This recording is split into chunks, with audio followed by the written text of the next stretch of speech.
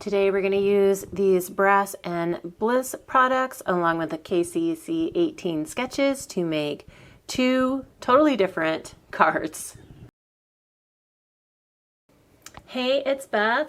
Welcome to the KCC 18 and Brass and Bliss Craft Co. Super Sponsor Hop. So Brass and Bliss is a super sponsor for this quarter's Kendras Card Challenge, and we're the design team. We're all going to be creating with some of their products today. And I do have a haul video, shorts that will be linked in the description box below if you want to see my products in more detail. But I'm going to kind of divide these into two collections. They didn't come that way. That's just how I'm going to be using them today. I have the Mother's Day stamp set, the Like a Sunflower stamp and coordinating die set, and then the Abundant Bouquet 6x6 pad. So I'm going to be using those on one of the KCC 18 cards today. And then I'm going to be doing a second card using the It's Party Time 6x6 along with the Happy Birthday stamp set. So two kind of totally different looks with my collections here that I've put together, but I thought that these, they would kind of work well this way. So I'm going to be making two cards from Kendras Card Challenge 18. So we'll go ahead and get crafty, and I can explain some more about Brass and Bliss and KCC 18 while I'm working. Today is a hop, so there is a playlist down in the description box below that has videos from the other design team members that are using Brass and Bliss products today, so please check that out. And here I'm just choosing my papers. I thought I'd leave this in so you can get a chance to see what kind of just a quick glimpse at all of the patterns that are in this beautiful collection. I'm going to go ahead and stamp out my sunflowers, and there are 3 layers to this stamp set. There's this base layer that gives you the outline, so I'm just using black ink for this one, and I'm going to go ahead and stamp a second one just in case I need it, and also it kind of gives that first one a little bit of time to dry before I go in with my yellow inks. Now, I will say I did not have a great selection of yellow inks, and apparently they end up being pretty dry. So I had to re-ink this particular one. This is, I don't even know, I didn't even save this cube. But you can see, like, after the first one, you can't even tell that I inked it at all. So I re-inked this several times to try and get a yellow color to come through, and I actually cut a lot of that out. You still see me do several tries, but I did end up cutting a lot of that out. So at one point I even come in and decide to just take my cube and like put it directly into the sunflower itself right here. I'm just using the cube to add some color. This works. This gives it great color, but for some reason I guess there's not enough ink left in the cube to really add it to the stamp. So that second layer adds kind of the color to the petals, and then this third layer is going to give you kind of the variegated look. It's going to add a little bit of a darker shade to some of the petals, and kind of finishes off the sunflower. So I'm just using a distressed ink here in something straw. All right, I just wanted to pop in. Since my yellow inks did not do this justice, I just kind of wanted to show you some different examples. So this is the one that I stamped with you all. So it took so many re-inking to get these different layers to come out. Then I used my markers and just hand colored this one. So it definitely has more color to it. Maybe not as variegated as the one that I stamped using the layers. These were 2 that I stamped earlier when I was kind of practicing with the layers. And I think I may just have used up the ink. So here were the 3 stamped ones that I did. I apologize if you can hear my husband mowing. And then this is just another variation where if you don't want to mess with the stamping or, inks or coloring, you can just simply stamp it onto some yellow cardstock. So I just wanted to show you some different examples to play with this, and apologize to Brass and Bliss for not having proper yellow inks to be able to really do the stamps justice. I apparently need to get some new yellow inks. It's not a color I use very often, and apparently they're all running a little dry. Now that my image is stamped, I can go ahead and start cutting and assembling my card. I am using Sketch 5 from KCC 18 for this one.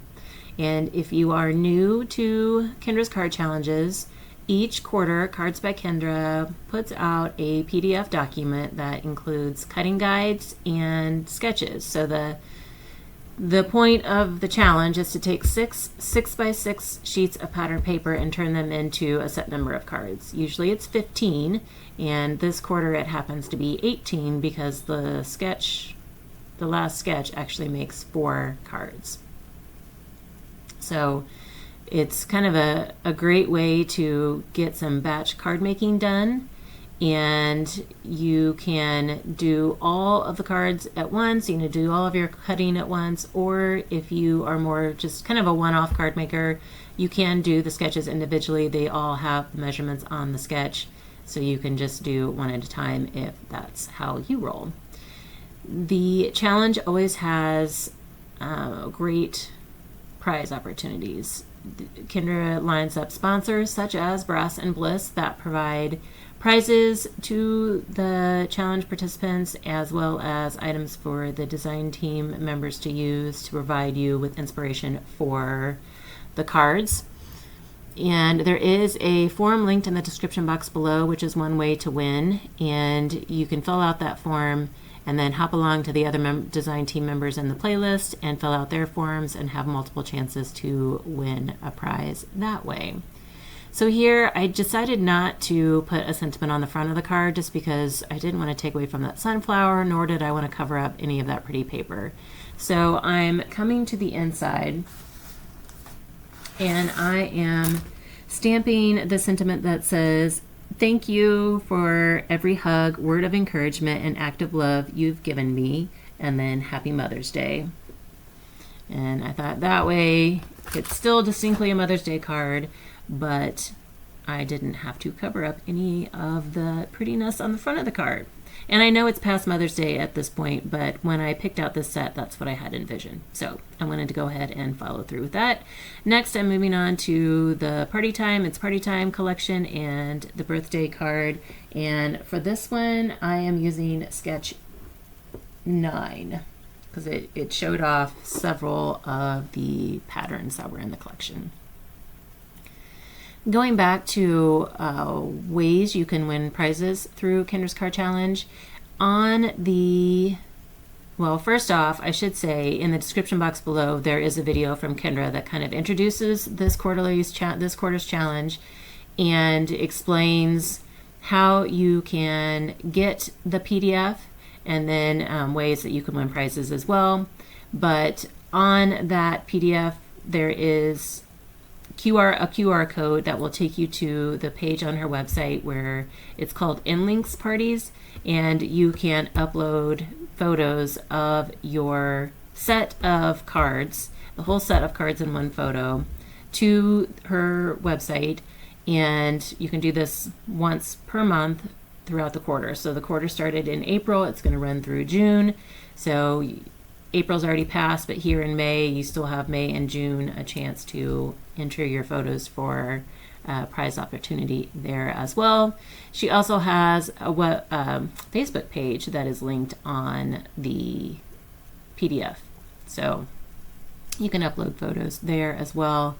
And to obtain the PDF, she just asks that you sign up for a free account on her Patreon site, and she does have paid accounts if you'd like to support her even more, but to get the PDF, she just asks that you sign up for at least a paid account, and then you're able to download the packet. So it's a fun challenge, and I love doing this, and it's a great way, like I said, to batch make cards, but yet have a whole set that's completely different. So I know there's a lot of people who don't like making the same card more than once, and this is a great way to still, you know, quickly batch make, but have 15 to 18 unique cards.